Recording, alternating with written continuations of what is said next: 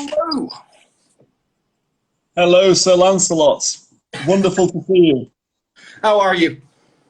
I'm very well, thank you, my friend. How are you doing today? Not too bad. Not too bad. I can't complain. Good. Good.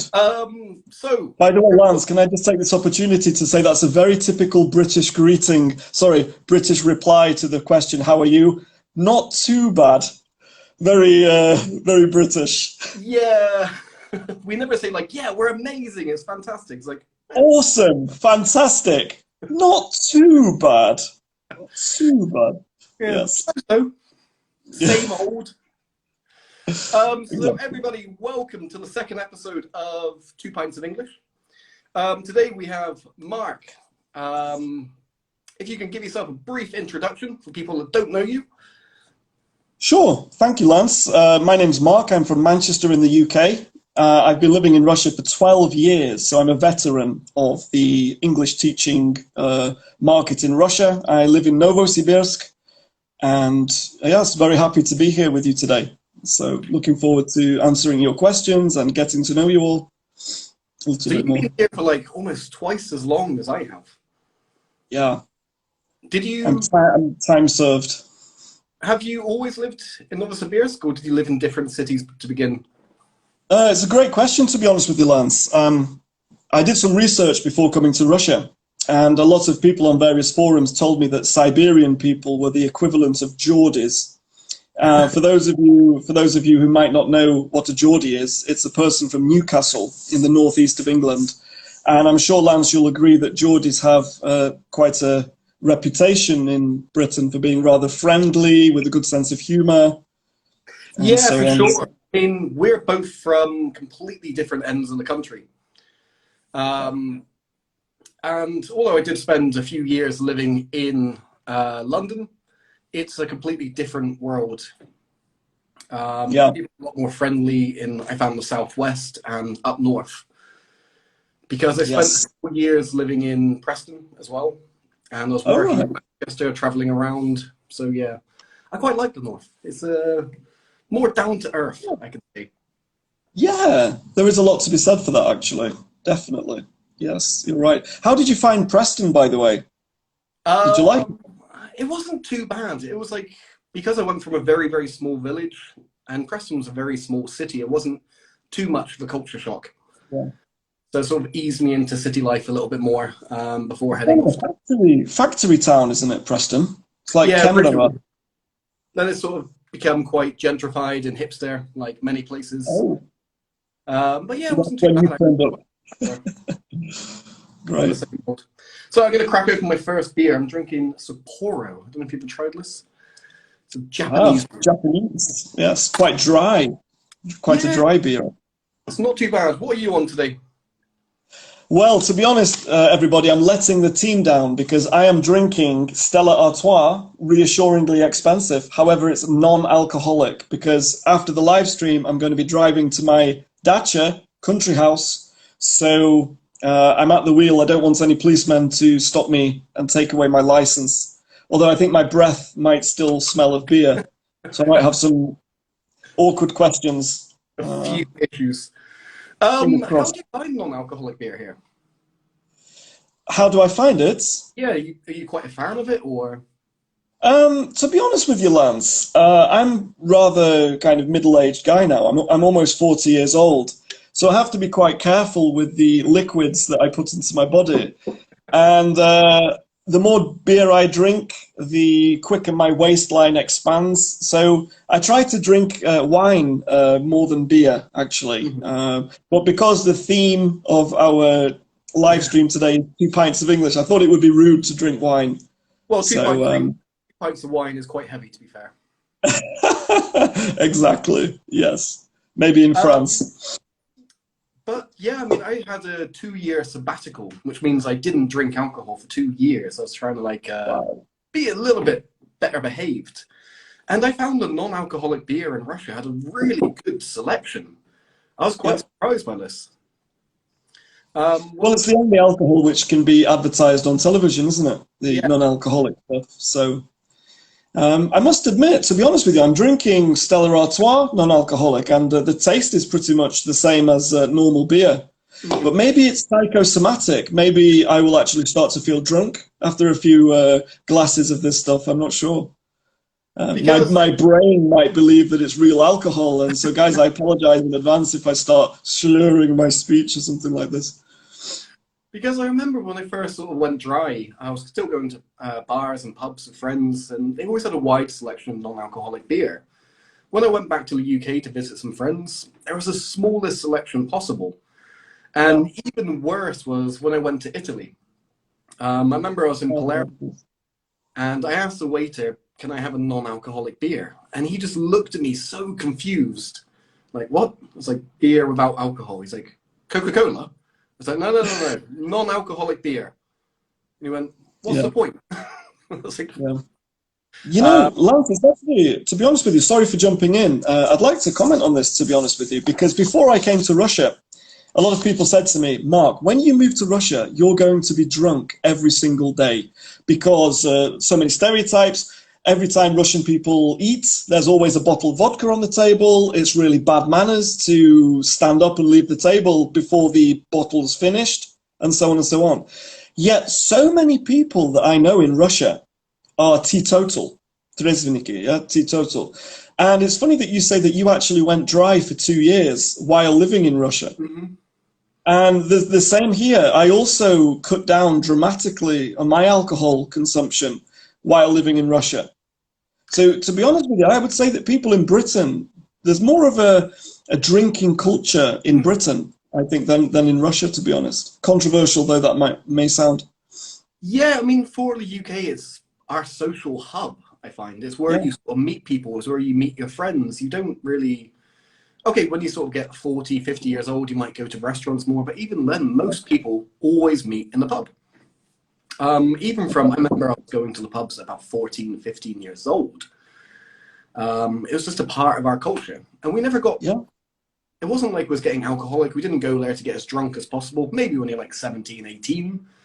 But it was just a social experience, and especially in like smaller towns and villages. Absolutely, absolutely, Lance. And to be honest with you, the city in which I'm living at the moment, Novosibirsk, if you walk around Novosibirsk on a Saturday night or a Friday night, approximately around midnight, you won't find any groups of drunk guys walking along. If you compare that situation to Sheffield, Newcastle, Manchester, even London at midnight, these places are just it's absolute bedlam, isn't it? Yeah, just I mean, especially when the pubs everywhere. Outside all the shops and shawarma houses, there's always fights and scraps and everybody getting a little bit rowdy. Yeah, I mean, I've been here for just over 7 years now. I've never once had an issue with a drunk person trying to start a fight with me. They might get a little bit mouthy, a bit loud, but in a friendly manner, like, "Oh, England, let's be friends. Let's toast." Yes, and exactly. drinks. Yeah, the same here. Absolutely. Absolutely. Somebody just said in the chat, somebody said Leeds. Yeah, Leeds is a great night out at the weekend. Definitely. Yeah. There were a few rough cities up north, I found. Wolverhampton, Bolton. I couldn't get those. Once. I'll give you Bolton, but Wolverhampton, that's in the Midlands. I'm sorry. That's Midlands. Okay. North of London, of course. But I mean, anything above London in the southwest, that's up north for us. Yeah, definitely. It's a whole different life there. Yeah, to be honest with you, Lance, I mean, sorry for jumping in again, but I think you and me, as expats in Russia, we live a rather sheltered life because most of the people that we communicate with are quite educated, they know English pretty well, and so on. And we live in pretty big cities. I think if you go into the Russian villages and the kind of more rural places, then perhaps people drink a little bit more consistently. Well, yeah, with no amenities or anything to really do, it's kind of it's like small village kind of mentality, I guess. Absolutely. But yeah, I mean, lots of people ask me what's Russia like, and I can't really give an answer. I mean, I've spent most of my time here in St. Petersburg. I've been to Moscow. I've traveled around a little bit, but I haven't really fully experienced it. It's just the same when people say, I've been to London, I know what England's like. It's like, no, you don't. Yeah. It's a whole What was it different. that Churchill said? Russia is an enigma wrapped in a riddle, something in a mystery, something like that. I can't remember the exact quotation, but yeah, you're absolutely correct. It's impossible to get a full picture, isn't it, just by staying in one city. The same for me in Siberia. I mean, I've never been to the far east of Russia, or I've never lived in Moscow for any long period of time. So yeah. But I found, I mean, what was your first initial thought when you arrived to Russia? How did you Oh, sort of, yeah. what did you expect? That's a great question, to be honest. Thanks, Lance. Basically, I arrived and I hadn't slept for 3 days when I arrived in Novosibirsk. So it was a real baptism of fire. And thank you, somebody in the comments, for pointing out the correct phrase. Yes, wrapped in a mystery inside an enigma. Yeah, that's the one. And the lady who owned the language school that I was working at 12 years ago insisted on me coming to the school first thing from the airport to meet her and the rest of the teachers. And as I said before, I hadn't slept in 3 days. And I believe it's really important to make a positive first impression. Mm-hmm. And it was like something from a really bad comedy film. If you like, I can explain the reasons why it was like a bad comedy film. Mm-hmm. Firstly, there was one senior teacher. She was approximately the same age as me, which was about 26, 27. And she'd been helping me on Facebook while I was still in the UK with some logistical things. And she was also telling me some facts about Siberia, trying to, help me to feel comfortable and so on. But we'd never actually spoken face to face. But the first time I saw her, I greeted her in an English way. So I hugged her and kissed her. Not, not on the lips, I hasten to add, but on the cheeks. And everybody, there were about 20 people in the room, and everybody was like, oh my God, what is he doing? He's kissing people. Who is this crazy guy that we've invited to our school? So that was the first thing. Then it so happened that the day that I arrived was Teachers' Day in Russia, the 5th of October, but I had absolutely no idea it was Teachers' Day. So I was led into a room where there were approximately 20 people sitting around a table. And on this table, there were just absolutely full of salads, cakes, sushi, champagne. And I thought, being the egotistical English guy that I was back then, that this was in honor of my arrival. So as I was drinking a glass of champagne, I decided to make some really pathosny speech. I said, guys, thank you all so much for welcoming me in this amazing way. I'm really honored, and I can't believe that you've gone through so much trouble for me, and raised my glass. And everyone was like, Mark, it's Teachers' Day today, and this is not for you. So it wasn't the best of starts, to be honest. I can adhere to that. I had the worst possible interview to begin with. When I Oh, first really? moved here, I was a chef, and I very quickly learned. They said that everyone spoke English in the kitchen. No one Yeah. spoke English. So I started working in the kitchen, and the tickets were coming out on a Friday, Saturday night. I was like, I don't know what this is. I can't read Russian. I don't know what this is. Everybody's just getting really angry at me. So I lasted like 2 days. Oh, My Russian teacher pushed me to apply for an English job. So I walked into the previous school I worked in, and it was the worst possible way you can have an interview. I walked in, I put on quite a bit of weight then.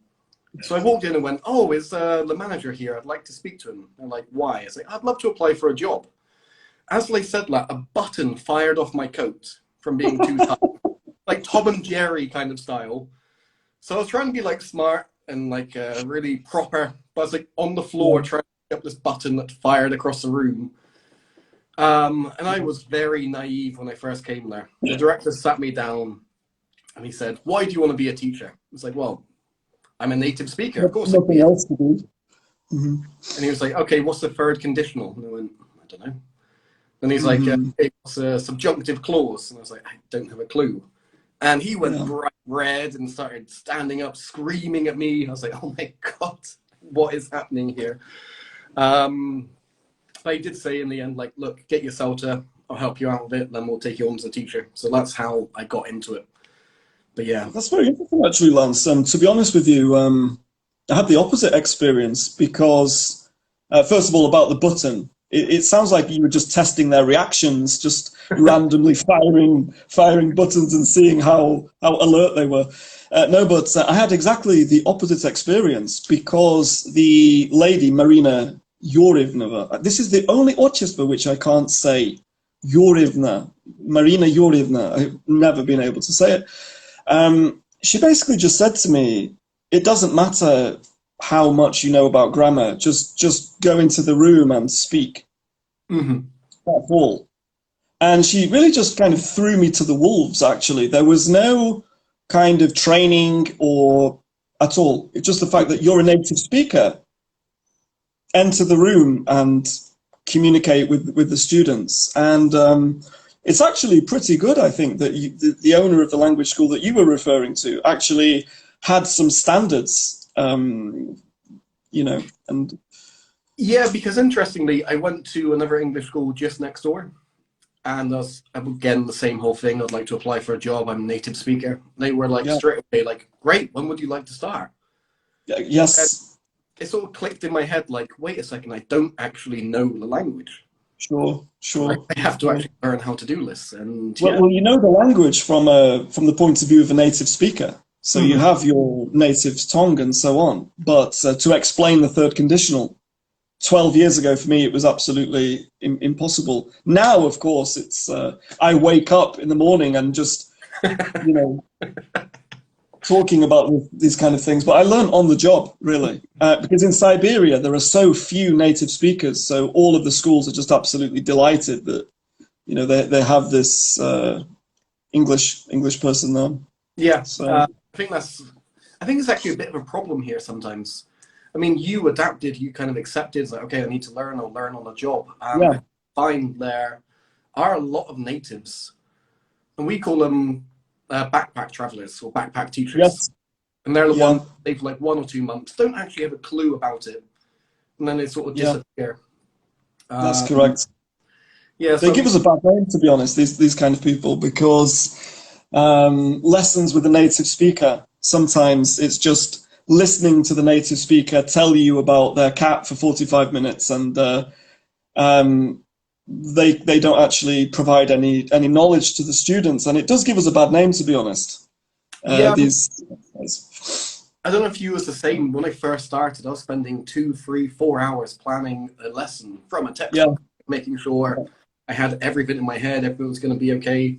Just like you sure, now, I know it from the back of my hand. I can walk into a class, no materials, and I know how to do it. It's fine. Yeah, off it's the very cuff, intimidating to begin with. yeah. Let me just take a little break a second. So we're going to play a game today for all the people out there. We have a challenge. Like you have to throw any word at us, and me and Mark have to try to make an idiom from this word. See if we can find one that's connected. Yeah. If we find an idiom connected, we get a point. If we don't, you guys out there get a point. So let's see if you can But it beat should be a native noun. speakers. Has to be a noun, guys. Mm-hmm. So let's try the first one. Someone drop a noun into the comments, and we'll see if we can think of an idiom connected to it. There's always like a little mini delay with the chat. So hopefully Somebody's going to drop like supercalifragilistic or something like this into the chat, I think. Okay, pumpkin So, first. pumpkin. Okay. Well, I can say to you that in American English, pumpkin is how to say, laskawy name. Like, for example, lastachka. Or for example, a man can call his girlfriend pumpkin. Or maybe a mother can call their child pumpkin. Am I right, Lance? Yeah, definitely. Like, oh, look at them little pumpkin when they're like a little bit chubby. Yeah. A leopard. Leopard can't change its spots. Super. A pig, eat like a pig. Boot, to get the boot, to be fired. Roots. That's a good one. Yeah. Um, Or, in Russian, you've got a really rude phrase. What is it? To describe an old lady. Oh my God. What is it? kasholka or something like this. Somebody in the comments can help me. But we can call somebody an old boot, can't we, Lance? That's very offensive. Old witch as well, and all these kind of, Yeah. yeah. Talking about old people, I was really surprised when I first came here because I swear babushkas are completely different from grandmothers. I mean, I remember back in the UK, if we got like the tiniest bit of snow, it was like, old people stay inside, you will die Yeah. if you stand outside. And when I first was going from the taxi to the airport to my place, and I was seeing these babushkas walking in the snow with giant carrier bags, I was like, okay, they're quite tough here. They're not gonna. They are really tough, aren't they? They are actually like a different species. I know that this is a kind of cliche, but these babushki who sit outside the house on the bench, they know absolutely everything about everyone. They are the best security. They are genuine. I'm quite scared of some of them actually. I'm terrified. I've had so many run-ins with them. Yeah, Um, yeah. I don't know how to respond. I remember one time I was in the metro and I was stood right by the door. Then at the very last second, someone jumped in and I fell backwards and hit a babushka with my bag. Yeah. Oh, she went crazy at me, started shouting at me in Russian. I kept saying, like, Izviniti, I'm sorry, Izviniti. She would not let it go. So everybody started staring at me. Why is this old woman shouting at this Englishman? I walked down the carriage. She followed me. I walked back. She followed me. It's just one. Down to man, naверное. But I think in general, in Russian society, old people have quite a lot more respect from the youth. If we compare that with the UK, for example, a lot, yeah, kasholka, thank you, somebody in the comments. Very often in the UK, I would say that senior citizens or old people are very often disrespected and so on. But you wouldn't really encounter that in Russia. Yeah, I mean, something I was really surprised by was retirement homes. I never thought about it before. Here, when they get old, the parents get old, they invite them to live with the family, to look after them. And for me, that was really, really strange. And I've tried to explain retirement homes to my students. And I'm like, what's that? It's like, well, when your parents get old, you put them in a house because you don't look after them. They're like, that's horrible. I was like, yeah, actually it is. It really is quite nasty. But that's one of the big sort of differences I found as well, is the sort of family connection.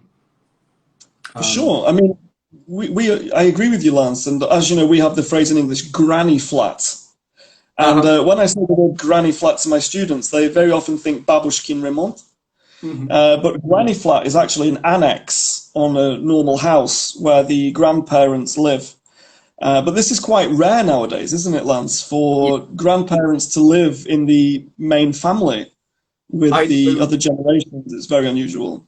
I know maybe one or two of my friends that have that kind of system, but even then, kind of locked away. You never see the grandmother come out of the room or anything like that. It's locked away. Yeah, it's like, well, we're done with you. You've used your purpose. Get out now.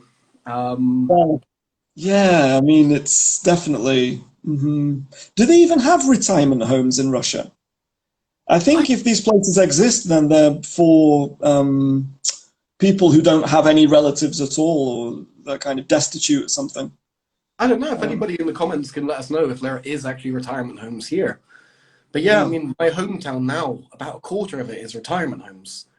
It's turned into like a proper old biddy town now. Yeah.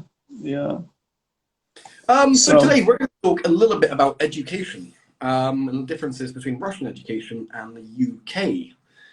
I mean, what's the biggest differences you notice straight away? Well, Lance, to be honest, there are so many differences, it's difficult to know exactly where to start. But I would say the most fundamental difference is the idea of single-sex schools. Because in, I would say, maybe 75% of schools in Britain are either all-boys schools or all-girls schools. And that's a really alien concept in Russia. And a lot of my students are really surprised when I tell them that, for example, I went to an all-boys school from the age of 11 till 18. And I didn't know how to even communicate with girls or women I still It don't. was just, they were like a different species completely, and well, until I was about 25. No, I'm joking. Until the age of about 16, 17. What do you think about single-sex schools, Lance? Did you go to a mixed school? Did you go Yeah, to a single-sex school? as I joined my primary school, it just abolished the whole sort of single sex. And I remember it had two buildings, which was connected in the end. And I remember one building had like boys and girls, so I went to a mixed school anyway. I mean, they have got their positives and negatives. I mean, I will put my hands up. At the age of about 14, 13, I started to become very distracted from my studies because of girls. Hmm. Um, but at the same time, I found it very useful for Absolutely. socializing. You sort of understand both sides. So I think there are positives and negatives of it, but I do believe it's a very, very sort of outdated um, principle. I know it's still very popular in Asia. They still have lots of boys and girls. They Yes. completely segregate them. What's Yeah. your take anyway? Well, let's extend it to the people in the comments, guys. What do you think? Single-sex schools, good idea, bad idea, okay idea? To be honest with you, I had a great time at school. It was wonderful, wonderful days, great friends, and so on. And we didn't have any of these kind of rivalries. We never spent any time fighting about girls and so on. And let's face it, when you're that age, most fights are a result of some kind of love rivalries. So there was none of that. We all became gambling addicts. We used to play poker during our free time instead. But I do actually think, at the beginning of our session, Lance, we spoke about alcohol in Britain. Mm-hmm. And I do think that these two things are linked, actually, because in my own case and from other people that I've observed, they actually used alcohol as a way to be more socially confident. Because they were separated from the opposite sex for all of their formative years, when they were 17, they didn't have a clue how to communicate. So alcohol, wow, what a fantastic method and fantastic technique to make you a little bit more, to lose your inhibitions, to make you a little, to show your inner self. And a lot of guys, especially around the age of 17, 18, 19, they get into this habit of social drinking, and it's quite difficult to lose this habit, I think, once it's... Yeah, they need that like Dutch courage to sort of do anything big, really. Yeah, for But sure. yeah, lots of people sort of hated their school life. I loved my school life. It was just full of partying, drinking, having fun, doing lots of stuff Yeah, you shouldn't do. It was a great time. Just for me, in my head, it was always like, okay, it's better to get it out of your system, get all this partying, having fun. So when I become an yeah. adult, I'll be more sort of straight. And like So you're wild oats. need to, yeah. But Hmm. yeah, at the time we was just going to parties every other night, getting drunk almost every night. Yeah. Fun, wonderful. Oh. Um, But to be honest with you, if you compare that, the situation that you've just described, to the average Russian school child's experience, I think that's absolutely night and day. Because I don't see many Russian school children drinking, going to pubs, living the kind of ridiculous life that we did. I think they're much more clean living, actually. yeah, for sure, I completely agree with you. They're like really focused on their career. They know what they want to Yeah, do, working it from a young age. I was never like that. I sort of fell into every career I'd done. I was always like a cat, always landed on my feet. I was okay.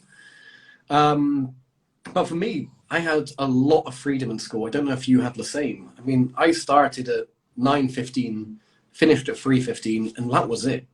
I didn't have any homework until the last 2 years of my wow, education.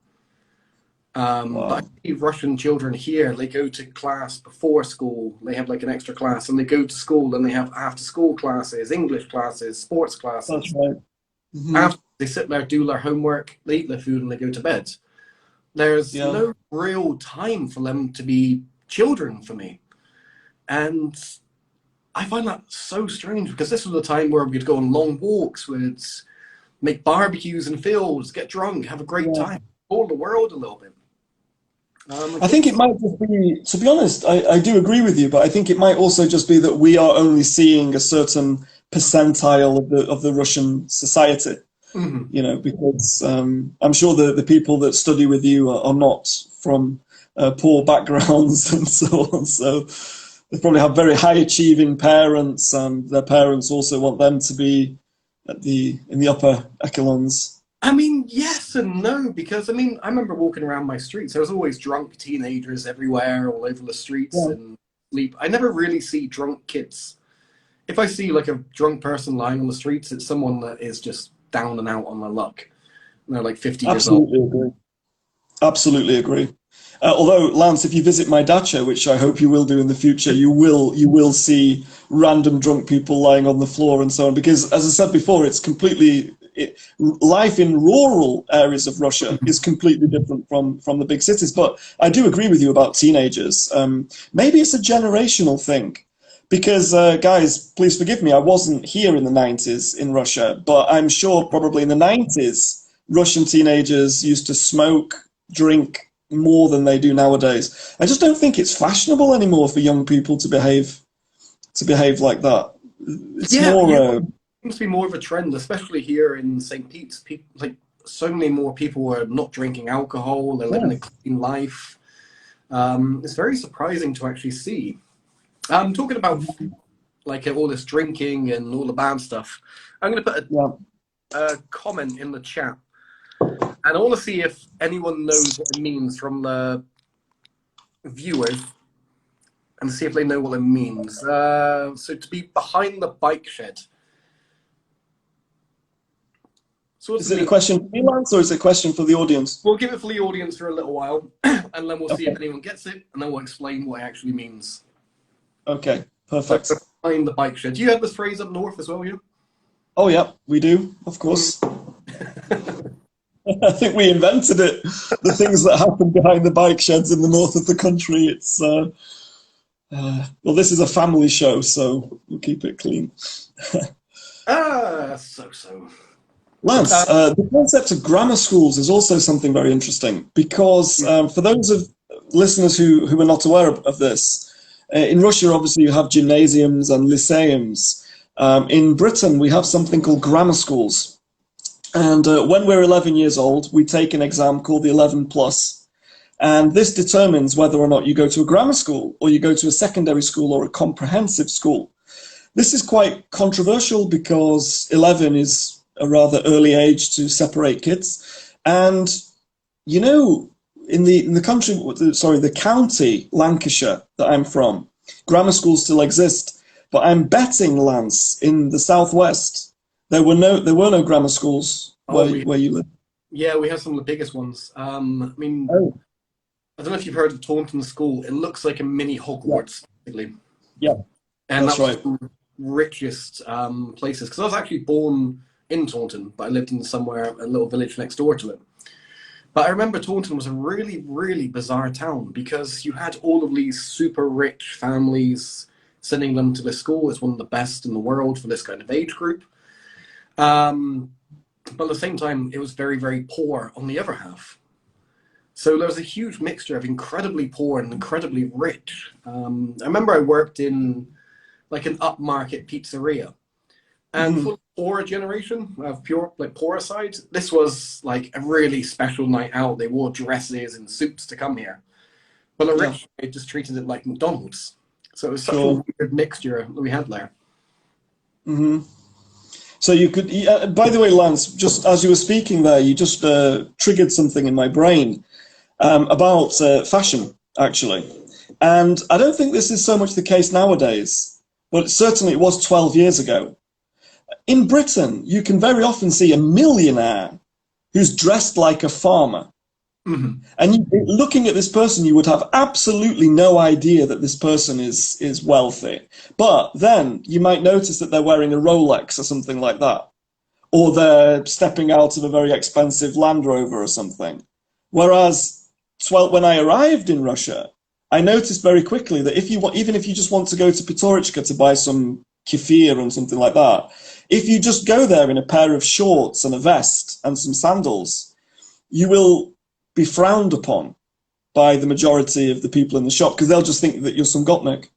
Yeah, for sure. And yeah, God forbid if you want to go into Hugo Boss or something to buy some boxer shorts like I did in my gym clothes 12 years ago.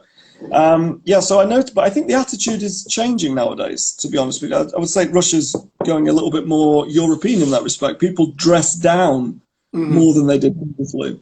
Yeah, I mean, the old generation richly flaunt their wealth. Yeah. You see it, all the gold, all the expensive bags, their car, where New Age rich, more European, they're very subtle about their wealth. Understated, yeah. But Agreed. interesting you talk about that. I don't know if you know, I used to work in Harrods in London. Oh, very nice. Of course, the most expensive shop in the world, full of princes and princesses and royal families. This was my clientele, these celebrities. And just before I joined, they had a very, very strict dress code. You couldn't go in there unless you're in like suit and tie. You had to be very smart, no trainers. But because so many people, the rich, started to dress down, jogging bottoms, just classic t-shirts, they had to abolish this strict dress code to get the millionaires back in again. So it's very, very interesting to see that. Like, you can never guess who the richest people were because they looked like they just stepped out of the gym, but then they had millions on cash in them. Yeah. We have a question. Are any of the grammar schools free? All of the grammar schools are free, as far as I'm aware, because there's a difference between private schools and grammar schools. I went to a grammar school, for example, and it was absolutely free. But yeah, private schools like Eton, for example, these private boarding schools, they are the conveyor of the elite. So it's Eton, the Oxbridge universities, which is Cambridge or Oxford, and then the city. That's the normal path, or politics. Most of our politicians follow this route from private school to Cambridge or Oxford and then to the government. And through the Bullingdon Club as well. For the Bullingdon Club, that's right. Boris Johnson was a member of the Bullingdon. Lance, maybe you can tell the guys what the Bullingdon Club is, because it's quite interesting. I'm sure people would like to know. I'm not a big fan of the Bullingdon Club, as you can probably imagine. Yeah. So the Bullingdon Club, it was an all-men's club, essentially. And it was many of the politicians, David Cameron, Boris Johnson, they were big fans of it. It was like a super elite group of people. They would meet up and they basically done whatever they wanted. There's stories of them trashing up restaurants and just chucking money at the waiters. There was burning £50 notes in front of the homeless people. And then these people go on to be prime ministers. And for me, it completely baffles me. These are the worst, most privileged, silver spoon in mouth assholes you can possibly imagine, in my opinion. I mean, yeah, I completely go along with everything that you've just said, but I think you maybe even understated the trashing of restaurants thing. As I understand it, the Bullingdon Club, that's what they lived for. They used to choose a random restaurant in a small town or in London or something like that. They would arrive with bow ties and tuxedos in their finest clothes. They would order the most expensive wines, beers, food that you can imagine. And then they would just absolutely trash the restaurant. And I mean trash the restaurant, like throw chairs through windows, tip up the table, throw the food everywhere. As Lance was saying, burn £50 notes in front of waiters and so on. And then they would leave without paying the bill. Can you imagine? But then, here's the caveat. The next day, one of their party would return to the the restaurant, and write a check for the meal and for the damage that was caused. So the next day they would try to kind of repair the damage that they'd caused, but still, the point stands that it's just naglist of the highest degree. Oh yeah, they were gopniks with money, basically. Yeah, like, Lance, I'm sorry to change the subject, but don't you sometimes find that there are some Russian words which are just more powerful and more effective than English words? Oh yeah. The word nagli is just the best word. And I swear to you, if for some strange reason I return to the UK in the future, I'm going to really miss saying the word nagli. Ужас. Because, yeah, ужас. is another great example. No, I Do mean, you ever find yourself speaking English and then occasionally using Russian words in your uh, speech?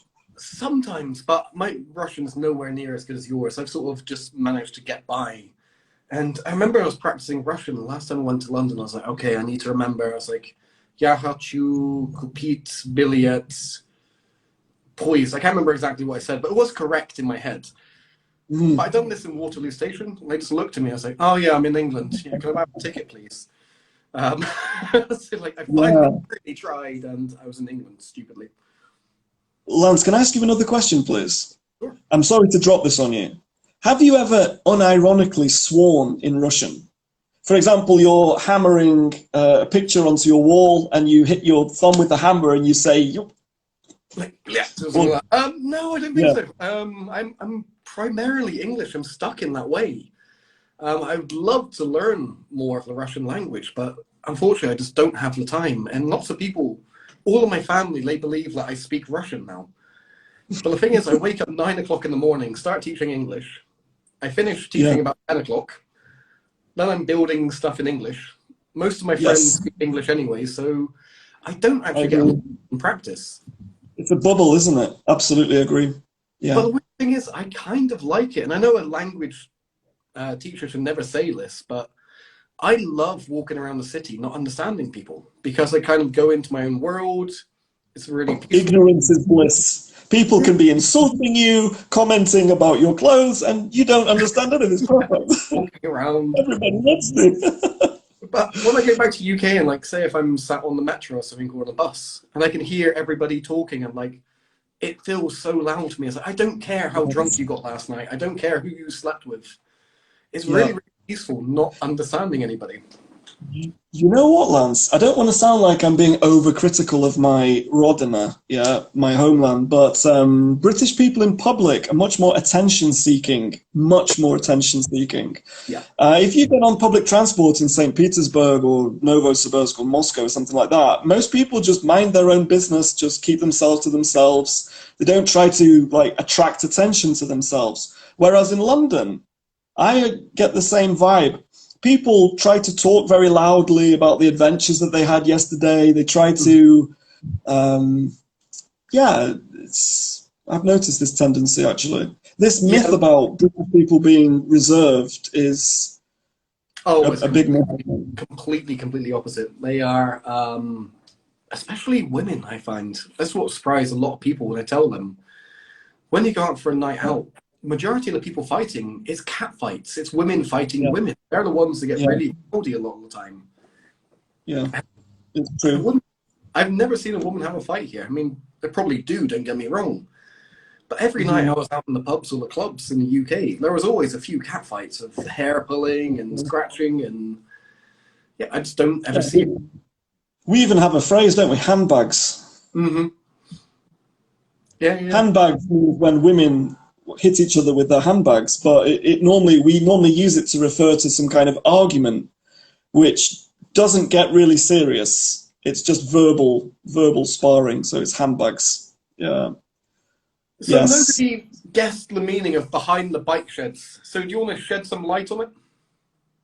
I'll let you go for it, Lance, because to be honest with you, without any context, I mean, it could refer to smoking, it could Well, refer yeah, to kind of doing other any kind nefarious of things.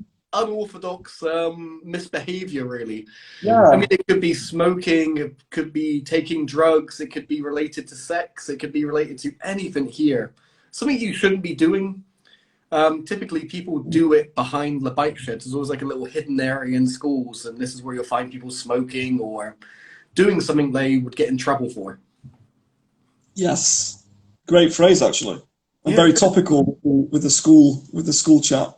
yeah, Because in every British school, there's a little shed, sarai in Russian, where people can park their bicycles.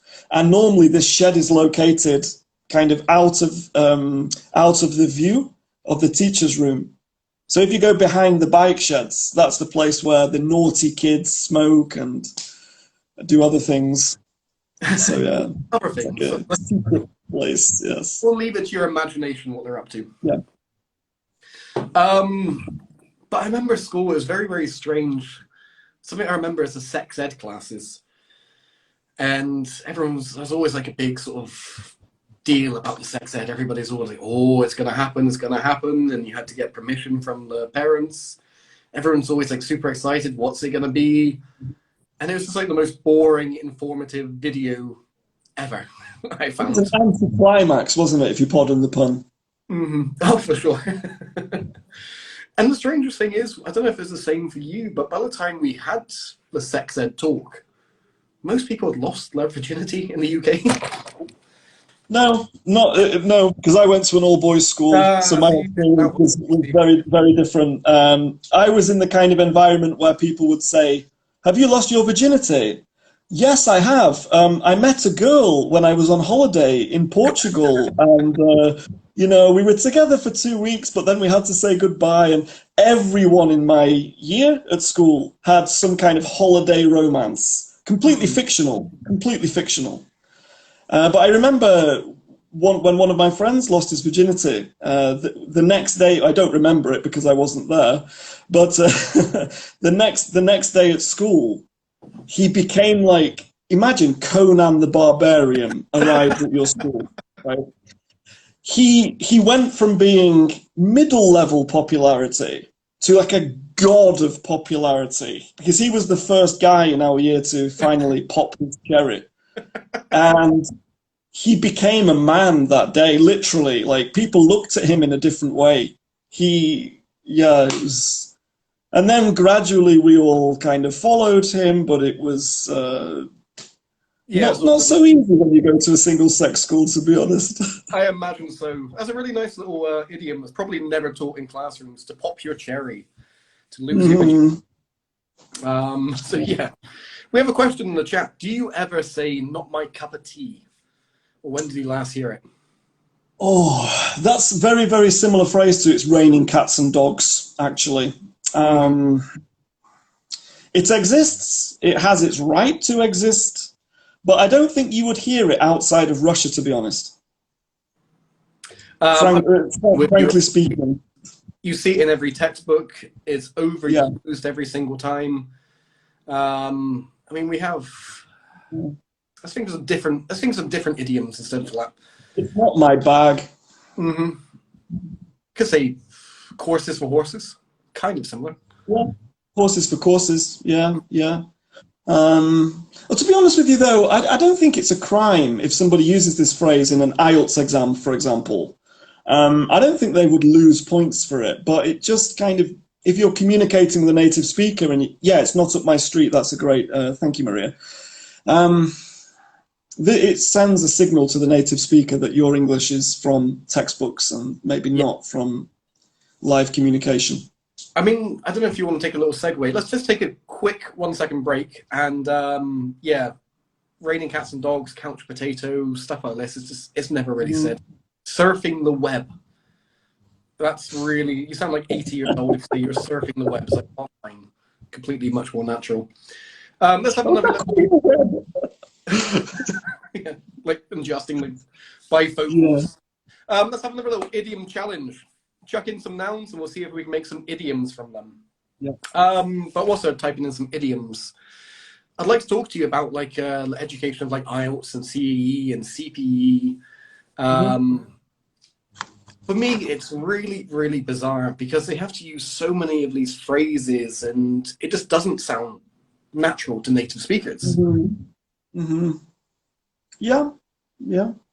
I sympathize with my students who, lazy bones, by the way. Yeah, Sam, you're absolutely correct. Yes, lazy bones is another of these phrases. I do sympathize with people who take in IELTS because your English can be absolutely fantastic, but you have to jump through certain hoops that Cambridge require. And yeah, I mean, however, I'm not really sure. I don't have strong feelings about it, to be honest with you, Lance. Well, I mean, for me, we use very, very short sentences normally. For example, if I asked you what's your favorite food, you might reply pizza.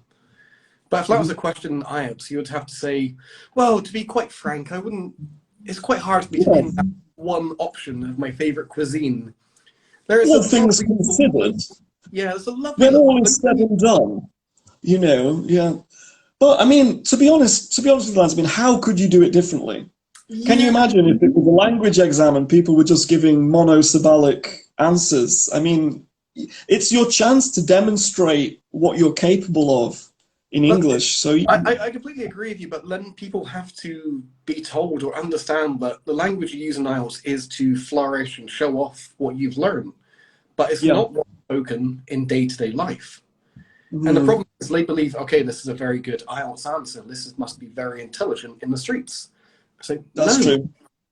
Um, and this where a lot of problems are caused. Normally I can identify a non-native very, very quickly by them using far too many words. They over expand every single sentence. It just sounds so unnatural to me in every way.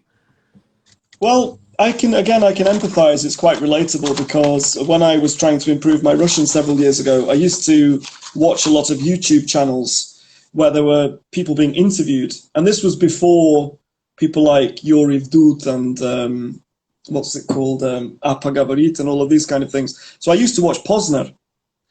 And the kind of Russian that he would use and his guests would use was very academic, journalistic Russian. And I started to try to use these sort of phrases with my buddies who I was playing football with.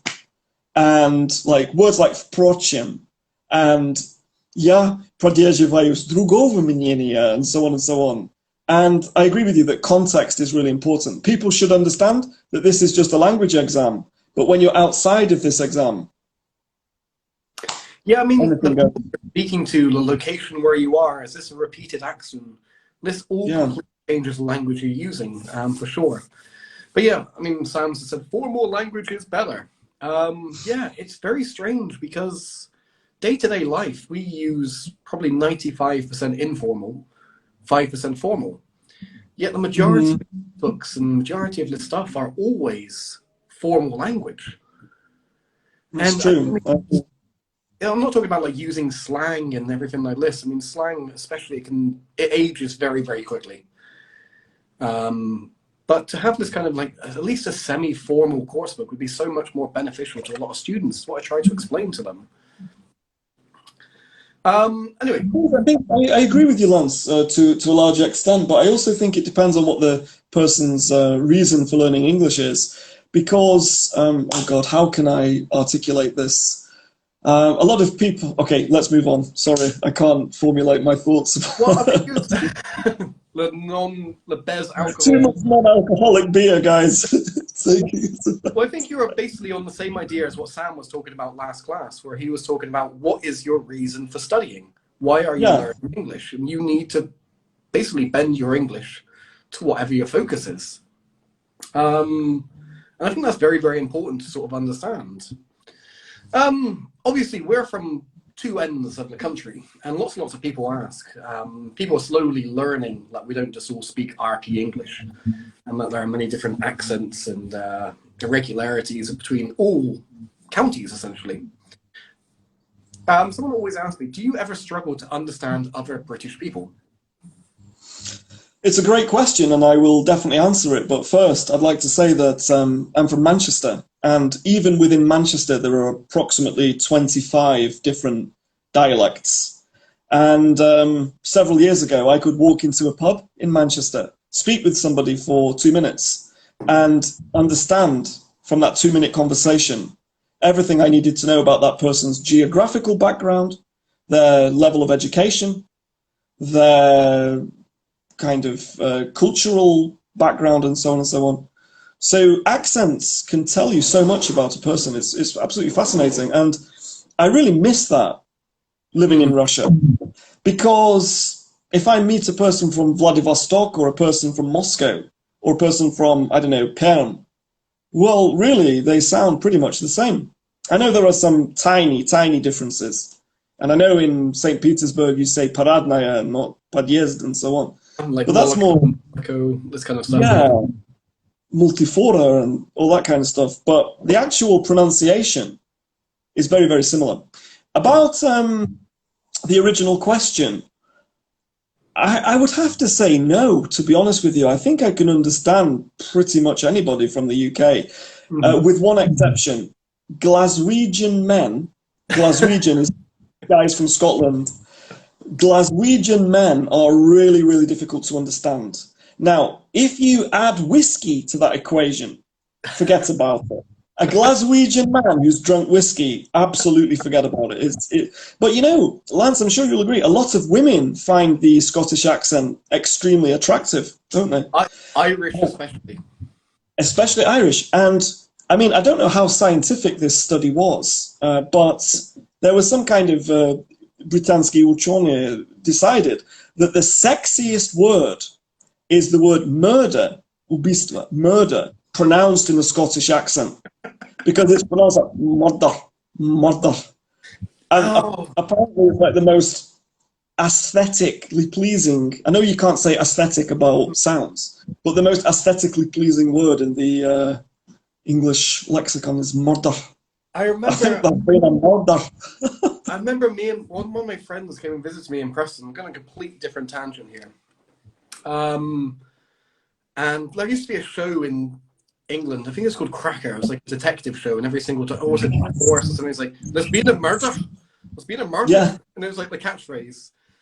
And we were trying we were trying to walk to the pub, and there had been someone who died. And we're like, but we want to go to the pub. It's just there. And they're like, can we just like go through? It's like, no, you can't be here. Then we found the way round to the pub, and everybody in the pub was just having a big laugh about this. This is awful. Someone literally died. But all the pub was going, there's been a murder. Been a murder. And everyone was like drinking and getting drunk. It was the weirdest place. But we're like joking around like every 15 minutes. Someone my goodness. Phrase, and everybody would join in. Oh my goodness. Lance, to be honest, I'm really sorry for interrupting you, by the way. I apologise for that. I thought you were originally talking about Scottish detectives, because there's a lot of famous Scottish detectives from 90s TV shows in Britain, like Taggart, for example, and the guy that you mentioned. And there's a stereotype about Scottish men, especially guys from Glasgow. They're very dour. And dour means they have very serious faces. They never talk about their emotions and so on and so on. And they would answer the phone and say, there's been a murder, another murder. Oh no, let's go and investigate the murder. Like this. And, yeah. So Lance, you were telling the story about Preston, this pub with the murder. That's awful. Yeah, it was a very dodgy place, but I mean, the pub I went to was the roughest pub you can ever possibly imagine. And this is the worst phrase I've ever heard of someone being so excited. We were in the men's bathroom, and it was a disgusting pub. I mean, it was like a centimetre of piss on the floor. Spitting sawdust. Yeah. The proper classic. And there was someone in the cubicle on the toilet, and he was like, oh, there's no toilet roll. Could anybody help me? And then he said, don't worry, I found a beer mat on the floor. And I was like, oh my God. This is the kind of pub people without complexes, absolutely without complexes, yeah. But yeah, it was a fun time for sure. Absolutely. I mean, one final question before we wrap it up. Talking about by the way, Lance, can I just say, sorry to interrupt again. I've got some more time, by the way, if you want to extend it by 15, 20 minutes. Yeah. When you need to head off, I know you're off to Ladachi afterwards. Yeah, but it's so fun. I mean, both of us, we're dads, yeah? Yeah. And lots of people keep asking me, like, how do you feel about your child going to a Russian school? I mean, what's your take on it? Yeah, to be honest with you, Lance, like, I know that everybody has, this is going to sound like the most banal thing I've ever said, so apologies in advance. I know that everybody has different views, and there are lots of things happening at the moment in our world and blah, blah, blah. But this is one thing which I don't understand, right? Why do so many Russian people have an inferiority complex about things like this? What is bad about Russian schools? I don't know. I think Russian schools are actually pretty good, to be honest. They're a lot more rigorous than British schools, I find. Yeah, exactly. So my stepson goes to a Russian school. We've never had any reason to complain about the level of education that he's received. My daughter is 5 years old, so she isn't in school yet, but she will be quite soon. And I feel really optimistic about it, to be honest. And just one point, Lance, before I hand over to you.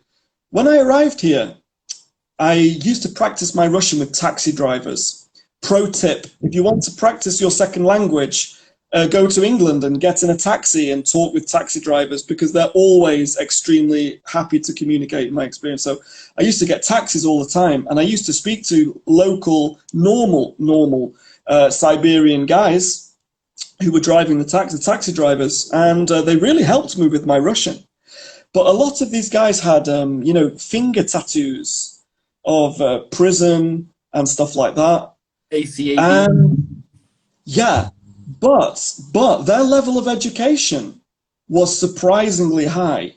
They could support conversations about anything, ranging from literature to just you name it, they could speak about it. If you compare a guy from that generation to a London cabbie, now I'm sorry, I'm not trying to be like with stereotypes and generalizations and so on and so on. You can talk to a London cabbie about football all day. You can talk to a London cabbie about different roads in London. But if you asked a London cabbie about Keats or some poet or some writer or something like that, forget about it. Now, I'm talking about the Soviet education system, and I understand that the modern Russian system is much different. Okay, Lance, sorry, I'm speaking for too long. I hand over back to you, and let's get your thoughts. My students have always told me how good the Soviet education was, and they wish they went back to it. They've brought like so many different sort of things I want to talk about all at once there. If you're ever traveling in the UK, I don't know if it's the same in Manchester. If you're traveling by yourself, it is incredibly rude to get in the back of the car. Yes, it is. That's right. You would always get in the front of the car, sit next to the driver, and you would speak to him. You'd have like the most benign conversations, like, oh, how's your night going, or anything like that. But you'd have like a little chat. You'd always sit next to the driver. It's just very, very polite. Yeah. But I never see anyone do this in Russia. It's always in the back seat, don't speak to me, kind of almost.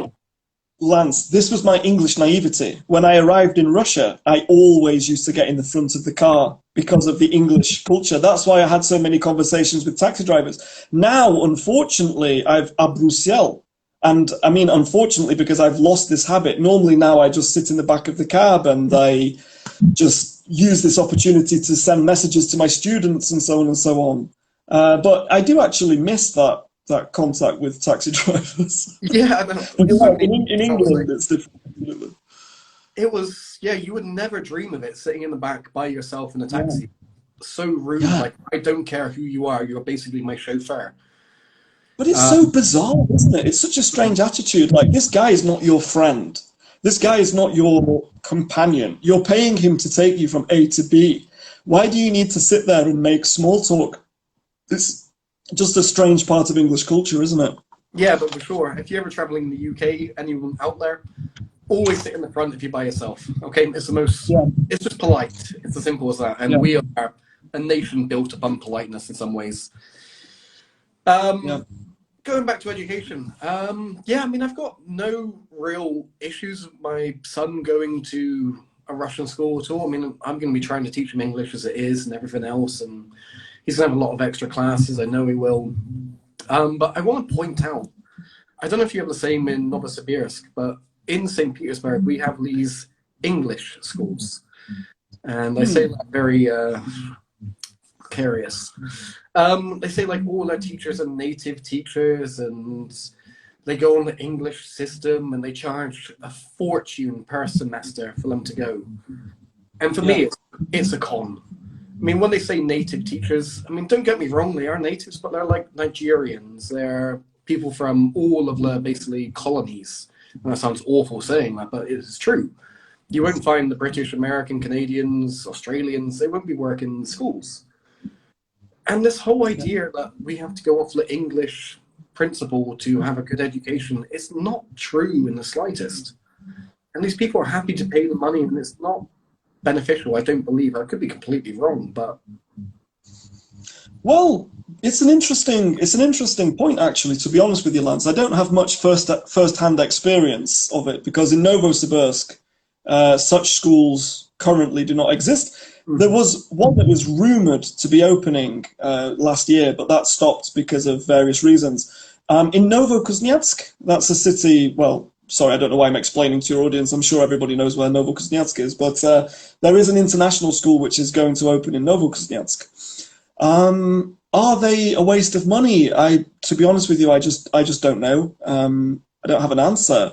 But I guess the people who send their children to these kind of schools, they don't really need to worry about money very much. That's probably completely true, I have to admit, yeah. But this whole sort of English education is the best. I actually have a lesson recently about English education, like world education. And I always ask people like, what do you think are the best educations in the world? And all my students always say America and the UK. And okay, if you exclude universities, where of course we do come out top 20 almost every single time, actual sort of primary schools, secondary schools, so like elementary, high schools, we're very, very low. We're sort of mid-table in this. We're not that elite as people think. Whereas sort of Finland and South Korea, China, they're completely different in that way. Yeah, yeah. To be honest with you, I'm not going to try to pretend that it's my specialist subject, but I did speak with one of my students about this recently, and she's something called an Anglo mama, right? So she has I would say, low advanced level of English, and she spends all of her time communicating with her 6-year-old son in English. And she has meticulously studied all of the educational institutions in Russia, in Britain, in America, compared them all. She's like an encyclopedia of education systems, right? And she did tell me that in Britain, especially in primary school, children are normally given a text, right, which they read, and then they have to answer questions about it. And the questions that they answer are designed to test their memory. Okay, how effectively did they remember things that the characters did, some kind of details and so on and so on. But the question about the character's motivations, why do you think the character did this? Do you think the character was correct to act in that way? That is missing from the British education system. Whereas in Russia, again, I mean, I'm not an expert, but she explained that in Russian schools, very often they analyze this kind of more psychological aspects. They go a little bit deeper, and so on and so on. And that there is a stereotype, and maybe somebody will correct me, and I'm happy to be corrected. But in America, for example, people are trained to do a specific job. So they know their job very, very thoroughly. But outside of that, very narrow specialization, they don't really actually have much knowledge. It's just regurgitating information, essentially. Yeah, exactly. It's about regurgitating information. It's just knowing enough to do your job effectively and to a very high level. But I'll play devil's advocate here. I find a lot of students, when I'm trying to teach IELTS, they can write a thesis-led essay pretty good. Yeah. But when they have to do a discursive, where they have to look at both sides, they really, really struggle. There's not a lot of critical thinking, I find. They see their viewpoint and they don't see the other side very often. And this is one of the flaws that I think could be helped here. I mean, before, everyone used to tell me how English was so bad in schools here. And I experienced this. I was teaching a 14-year-old kid, and his homework was to take a Robert Burns poem, translate it into Russian, and then explain all of the details. I'm like, that's not a way to learn English. English literature, fantastic, but most natives wouldn't understand a Robert Burns poem for This isn't a way you teach English. But I had the most wonderful sort of comment given to me. And I run like a couple of C2 groups. And the majority of my students in those groups are teachers. And we were talking about the Russian education system, like, yeah, it was very, very bad in the past. One of the questions was, do you think it's going to get better? And they went, yes, of course it is. Look, we are the future. We are the future of English teachers for the schools. And that made me smile so much. Like, yeah, you're right. It is going to get better here. Well, at least I hope. Obviously, things have... Lance, do you think that these very educated and talented teachers will be willing to spend their time teaching for such small salaries? you know? They do it because they love it. I mean, a lot of them, they've told me, like, we don't do it to get rich. And I always tell, if I'm ever hiring a teacher, you're not doing this job to get rich. You're doing it because this is something you enjoy. I have to try to explain it. And I think a lot of them are on board. It's just something they love. I mean, there is different paths where you can make a little bit of extra money and stuff like that. I'm not saying every teacher is poor. You can find ways to make money, but yeah, I'm really kind of optimistic for English teaching in Russia. Definitely. I could be completely wrong here. I mean, we did see an exodus of native teachers going, so maybe it's a chance for at least non-native teachers to sort of step up. I mean, I was trying to explain to some of my C2 students who are absolutely fantastic teachers. Like, you can start teaching advanced English. You can teach this. You're at this level. Where before it was always like, no, they're pushed down to elementary, pre-intermediate. They can't teach anybody else. It's not true at all. Mm-hmm. Yeah, I would go along with that, actually. And I think it's teaching in a state school for such a small salary. In many ways, it's a rites of passage for a lot of Russian language teachers. It's something that they do at the very start of their career. And they get a lot of experience and so on. It's pretty valuable for them. But I mean, Lance, this is a cliche, but teachers and doctors, their salaries in Russia are just absolutely shocking, aren't they? Lawyers as well. Oh, really? Yeah, lawyers are an unbelievably low pay here. I mean, if you're a doctor or a lawyer in the UK, the US, you are living a cushy life. You've got a 4 or 5 bedroom house, driving a nice Bentley. Here, no, they do it because it's something they love. We've got an interesting take here. In Canada, textbooks are insanely terrible. There's so much unnecessary information. Out of 40 pages, there'll be 3 or 4 real information. I have no idea about the Canadian system whatsoever. Mm-hmm. Me too. I'm completely out of the loop with regards to Canada. It's just like north of America, and yeah. Let's go for one more idiom. So guys, please send in a noun and me and Mark will try to make an idiom from it. Let's see if we can get one more in. Yeah. Give us your random words, guys, and we will try to do our best. Create something beautiful from these ingredients. So another question whilst we're waiting for people to send in some nouns. Is there anything you miss about Manchester? About Manchester itself, to be honest with you, of course there are some cozy little places which I would like to visit, right? But the thing which I miss most of all is definitely people, not places. Just the friends that I left behind. That was the really challenging thing about leaving Britain. It was just saying goodbye to good friends and so on. Lance, we've got a couple of nouns here. The first one is octopus. See, I can think of like Octopus Garden, the Beatles song, but it's not really an idiom. Well, octopus he was all over her, groping her like an octopus, meaning he was very handy. Yes. Yeah, that's the only thing I can think of for that one. Yeah, definitely. Very, very touchy and feely. He's like an octopus. Butterfly, you can take. Butterfly. I've got butterflies in my stomach. Super. Every time I do a live stream, Lance, I have butterflies in my stomach. Table. That's for you. I will drink you under the table.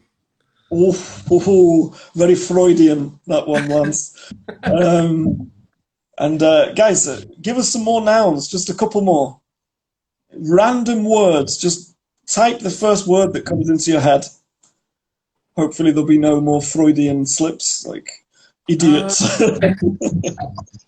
Giraffe, she has a neck like a giraffe, to say she's very long-necked, I guess.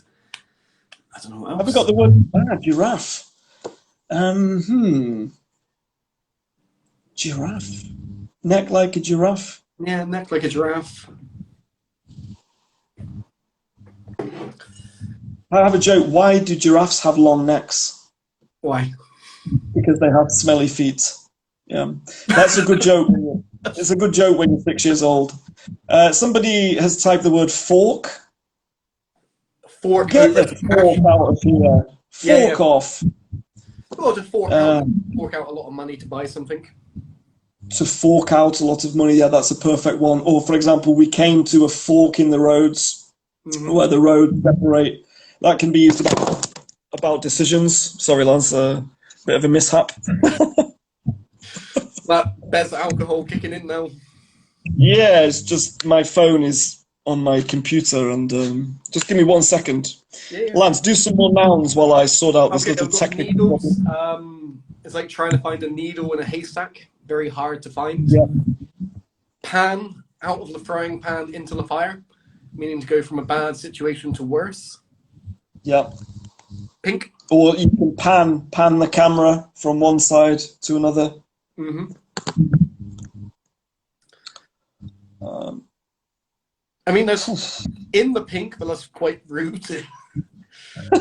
So your friend was a hero in school because he was in the pink, I guess.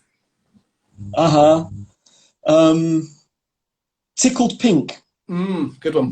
For example, I was tickled pink is a rather old-fashioned expression, which means that something really made me laugh. It was absolutely hilarious. I was tickled pink. Noodle. Use your noodle, like use your brain. Mm-hmm. Up north, we would say use your noggin. Yeah. Mm-hmm. Yeah, we use them. Somebody's puddles. I think you've got me there. I think the audience gets a point for that one. Can you think of anything puddles related? No, I can think of pond, but not puddle. Can we say that yes, we've got a fantastic northern expression. Somebody's puddled. And if they're puddled, it means that they've got kasha in their brain. For example, I don't talk to my neighbor because he's puddled. He's kind of like a little bit crazy. See, I have something like on the tip of my puddles, but I can't think. I mean, like jumping in puddles, no. Yeah, it's a tricky one. The table one, to drink someone under the table, means you will drink much more alcohol. They'll be drunk, you'll still be sober. Mm-hmm. Speed. Yeah. And another one is to table a bid for something. If you're in an auction, you do a stavka, you table a bid, which is really strange, isn't it, really? Yeah, lots of stuff. Yeah. I was trying to teach a phrase to flip a house. My students were like so confused. Buy and sell very quickly. It's like, why flip? It's like, I don't know. Do you mind if we change gear for a second? Can I ask you a couple of questions, please? Yeah, go ahead. So, have you ever experienced the situation where you've said hello to somebody multiple times in Russia on the same day? Yeah, I think so. Yeah. I know exactly what you're getting about. They find it really, really strange. We say hello every time you see them. We give them like a little nod or like a little gesture to say like, yeah, nice to see you again. Yeah. And I could never understand why this is considered something negative. It's like, мы с тобой уже поздоровались. Sorry. Yeah, it's like, we've seen you once. Why are you saying hello to me again? It's like, because it's polite. Definitely. I don't know something else as well. For me, in the UK, we shake hands the first time you meet someone for the first time. You shake hands, nice to meet you. I had students where I was teaching at a corporate client, and every single time they would line up in the doorway. I had to shake all of their hands every time I came in. And then they'd line up when I was leaving. I was like, why am I shaking your hand so often? It's like, I know who you are now. I don't need to shake your hand twice a day. That's true, actually. Yeah. And when, for example, you arrive at some event, you have to shake hands with all of the guys, each one of the guys, even the guys that you don't know. Mm-hmm. Otherwise, it's a bit rude. But I think that's quite nice, actually. Yeah, it's like, okay, they love shaking hands here. That's true.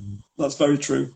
Yeah. It's like the politest thing. But yeah, I mean, we would always, for me, I'd always kind of, even if I met someone a few times, I saw you like 6 times in a day, I'd always give you like a little nod if we're walking through a corridor, like, you okay?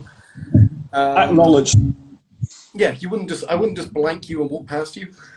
For me, that would be like incredibly rude. You would just nod your head and say, all right, or something like this, or just silently. Yeah. Simple as that. Okay, let's call it another 5 minutes. So if anybody's got any extra questions, please put them in now. And yeah, Mark, if you've got any more questions for me, feel free. Well, for example, when you were a chef, Lance, for those, how long were you chef? 2 days in Russia? Oh, yeah, about 2 or 3 days in Russia, yeah. Did you ever get in trouble for whistling in the kitchen?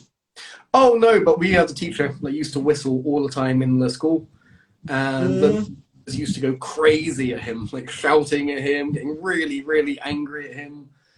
Yeah, that's Yeah. something else. Yeah, definitely. The whistling thing used to cause problems between my wife and I as well. I don't know if you, I mean, let me see if I can just change the camera a second. Do you ever sit like this, like your legs crossed with your foot out? I sit I like that. can't show you because I'm sitting here in my boxer shorts. It's the uniform of every online teacher, That's guys. it. I'm Like, sorry to shatter your illusions. Everybody teaches in their underwear and so on and so on. you found out the secrets. Yeah, I was worried that when my phone dropped, everybody would see my nice red boxer shorts, but we'll have to check it later when we're editing the video. Sorry, Lance, your question was, do I ever sit with my legs crossed? Yeah, so I sit with my legs crossed, like one foot sticking out sideways. And my Russian friends was like, "How dare you sit like that? It's so rude. Don't show the bottom of your foot to other people." Ah, yeah. I was like, Yes, I do know what you're talking about, actually. I think, to be honest with you, Russian people have incorporated that from Asia, mm-hmm. because that's a massive thing in Asian countries about not showing the sole of your foot to someone. It's like the rudest thing you could possibly do. Yeah. Talking about like feet and shoes and stuff like that, the one thing that really makes sense to me here, which I believe we should adopt in England, the Heelys. When you go into a hospital and you have Oh, a little bag, no. No. you're not a No. fan? Those things are evil. I hate them so much. These bachile. I go to the gym, for example, and I'm probably going to lose some friends here, I guess now, because I understand the reason, the raison d'être. I understand why they exist, but it's so inconvenient to put them on. And the receptionist at the gym always says, "Just put them on so we don't have to clean the floor." In my opinion, they Gyms, should I just understand. Hospitals, employ a cleaner to clean the floor every 30 minutes or every 1 hour, because you should make this place comfortable for your clients, not comfortable for your cleaner, you know. And so I have really big, Lance, I have really big feet. In Russian, it would be size 47. And sometimes I wear military boots when I'm in the countryside, for example. Sometimes I drive to the city. I have to put these bachile, or in winter, for example, I have to put these bachile on. They last for about 10 seconds before they just snap, and it's just awful. I'm surprised that you like them, actually, Lance, to be for honest. hospitals, I think they're pretty good. And I'll Yeah, finish off. We'll finish off today with one final story about me and the Heelys. Now, okay. the first time I came here, I had a full medical checkup, and I went to like a private clinic, and they asked me to get changed, and they give me these Bahilis, and I've never seen them before. We do not have them in the UK. I've never seen them in my life, but they gave me free, and I didn't know what to do. I was like, okay, two on my feet, and on the third one, I was like, does this go over my privates or on my head? And I decided on my head. So I walked out in this like classic like nightie, the gown, with the Heelys on my feet and one on my head. And the nurses just started laughing so hard at me, crying. And I had no idea. I thought like something was showing down there, so I was like really nervous. Like, oh my god, what Yeah, have I done wrong? egg on your chin. And it was only when I realised that I had something on your shoes on top of your head that I realised, right, this was where I went wrong. But Lance, they were quite cruel, I think, giving you three of them just as a kind of psychological game. Yeah, it's like, What let's see will what he you've been for and do? what do you prefer. Maybe they were in the side room placing bets on where you would put the third one. Um, So, I think I put it in a logical place. If there was going to be free, that would be the third place to put it. definitely. I think you went for the right option, though. I think the reaction might have been a bit different if you'd gone for the For the other ghoulies. place. Yeah. Yeah. Anyway, let's wrap it up. Mark, thank you so much for being on the show. Guys, please follow Mark. He's absolutely fantastic. He's got a wonderful, wonderful page. His English is incredible. He makes incredible stories about all these old sort of like medieval stories and absolutely fantastic to follow. Definitely go ahead. His Telegram page is already pinned in the chat. Go and take a follow. Absolutely fantastic guy, and I hope you enjoyed it today. Cheers, Lance. Apart from that, there will be a little quiz a little bit later today I'll post, which will be about the live, where you can win one of my free online courses of phrasal verbs and idioms. So stay tuned, and yeah, hopefully we'll see you back on the show in the future. Thanks, Lance. It's been a pleasure. See you soon, my friend. See you later. Bye-bye. Take care, everybody. Bye-bye.